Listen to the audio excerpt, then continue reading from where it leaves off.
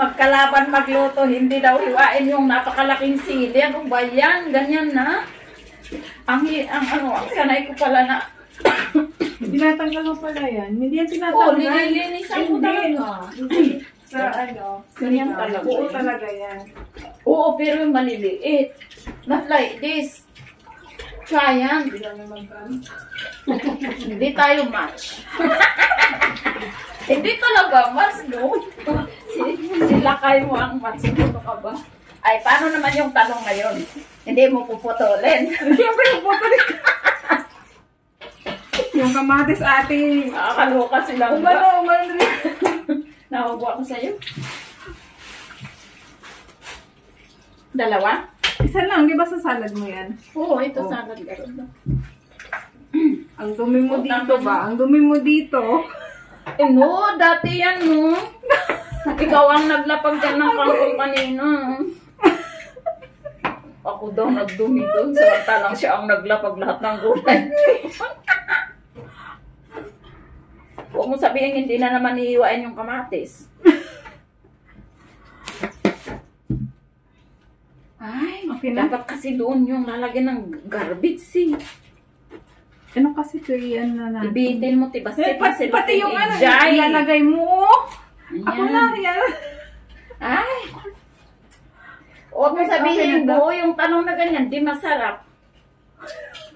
Wala ka dyan. Anong gagawin mo? Ayoko okay na to?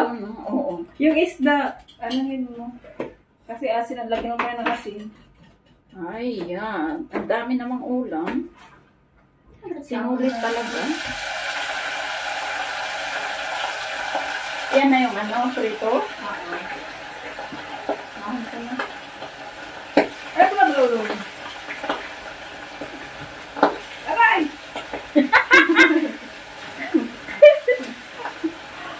Mali tuloy ako this thing. Why?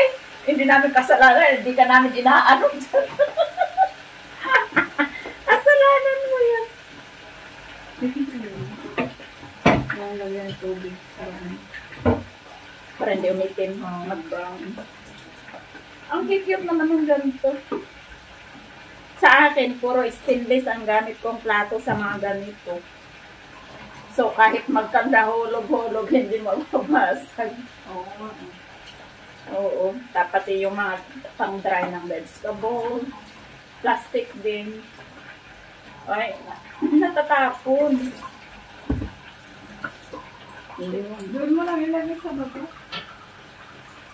Madudumihan. Tapos next na yung isda. Sana ano din, yung bitong solda. Ang daming sahog ng aming sinigang. Tapos isang ang tawag na.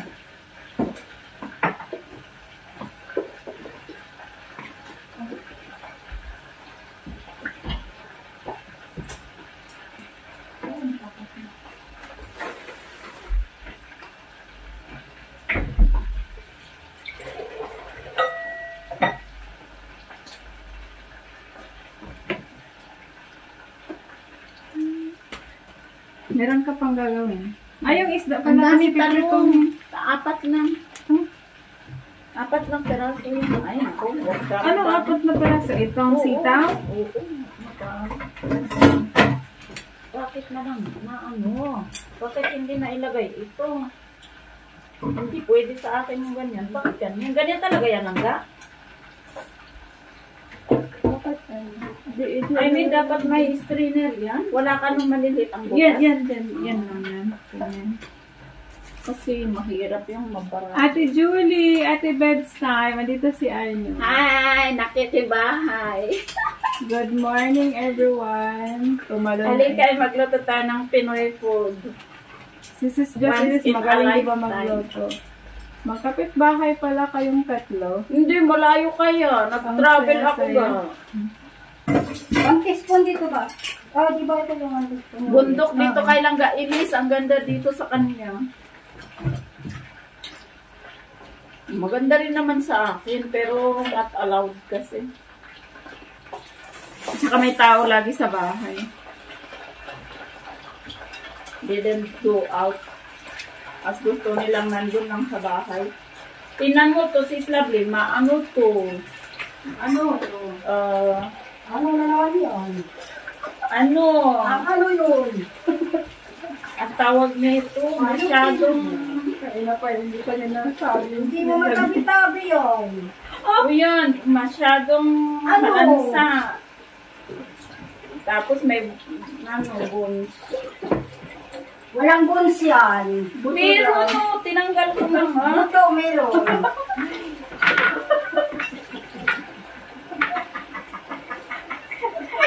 Kamarin ako ito sa nagawa ko. Ayutin mo yan. Pangkape ko bukas sabi ko. Diyan ako magla-lunch guys. Sarapan niyo ang loto ha. Ayan, travel ka na lang. Sis Alice. Malapit ka lang. Nasa Taiwan ka eh. Sis Alice, ang dami-dami. Klaseng gulay sa kanya doon. Yung lettuce niya. Pag nagluto din siya, ang dami-dami. Parang ako. Kunin ko yung ating katang matupal. Uy, Langga Ilis. Uy, Langga Ilis. May tatanong ako about your operation. At anong mo lang? At ano? Hindi mo naramdaman yung pinatulog ka? At anong ka? And then, only minute or hours? Ako buhay ako na yung tirahan. Kasi Ano? ito din, 2:30 to 7:30. So mayroon nag-ano ka doon na ilang araw mo sa hospital? Dalawang araw. Paano yung bayaran ng gano'n? Sa hospital, di ba, parang government hospital? Oh, bubur na. Oo. And Kunti lang. magkano ang nabayaran mo doon lang ga? Sa operation? Depende. Ako kasi matagal ako 3 Kunti lang palang binabayaran, mas okay nga dito magpa-opera. Oo. Hindi gaya sa atin. Kasi may insurance tayo. Parang milyon-milyon na yung babayaran. Kasi balak kong pag mag-new employer ako, balak kong patingin sa yung sa tonsil ko. Dito mo na. Gusto kong palis. Pero natatakot ako, baka mawalan ako ng boses. Ito nga, dalawang peraso tinanggal. Hindi naman nawala yung boses ko. Ilang tahi ka na? Ha? Nawala ang boses mo lang ga? Ay, manahaba. Sa akin yan, 4 yan eh. Ganyan lang sa pataas. Pero mali. Ilang piraso ang kinuha lang ga? Dalawa. We as in? Oh, left and Pero right yan. maliit yun. Left and right siya. So may tendency talaga na mawala yung boses ko. Pero babalik. Kaya after 2 months or 3 months, ganon. Pero unexpected, di ba? After nun natin, di ba, nakapagsalita na ako. Oh, may boses ako, hindi nawala. Pero sinabi na ng doktor yung gano'n. Oo, sinabi, may ano talaga, kasi Natatakot ako din sa akin kasi matatakot. Hindi, sa'yo kasi sa liig sa'yo. Ako kasi is, Asan sa'yo sa puwet? alam mo yung ngala-ngala? Ay. Yung ngala-ngala as in, yung nakalawit doon? Yung tonsil na dito, di ba lumaki yun? Ganyan na siya talaga. Natouch niya yung, alam mo yung parang manipis na balat doon sa ngala-ngala natin magkabilaan? Yun, doon. Kaya pag nagsasalita ako ng matagal, nasasanib na ako. Tapos pag may kinain akong oily, sakit yung leg ko. Kaya nga hindi na ako makakanta dahil sa tonsil ko. Dati kaya ko lahat ng matataas na boses. Kasi Mataas na tono, mataas na boses. pero kahit na mababa na, hindi na ako pwede. Sumigaw nga lang ako na papahil ko kasi nasasakit ako. Alam mo yung inubuan Paano mo na yan kasi habang nandito ka? Hindi, nung mag-abroad pa lang ako, maliit ito. Kaya nga, ipaano mo na nga dito hanggat nandito ka pa? Sabi ng doktor, Before ako fly dito, yung first time. Kasi yung amo either like it, susuportahan kanila kasi nandito ka, hindi ka sa kanila nagtatrabaho. Hindi pwedeng hindi kanila suportahan yan. At saka hindi naman sa kanila bayad, di ba? Insurance. Siyempre, sila naman nagbabayad ng insurance natin. Oo, pero ano, I mean, Oh, ito na ilagay mo. Salt and pepper lang din.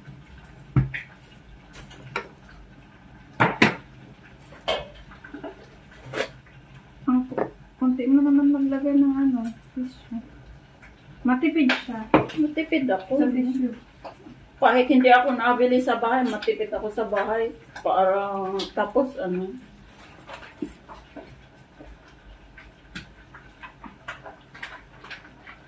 Ito ang binibili nila pang Friday ulam namin, you know. Sana all, walang bilbil. Sino? Wow. Nawala na nga ito. Dati di ba ang laki yan? Ako na nagre-reduce ako, pero pag lumabas ako ng Sunday at gusto ko yung ulam, yung Pinoy food. Sis, para wala akong, para hindi ako iwan. Oo, hindi pa sa tinabli para may kasama. Ano akong iwan, sis.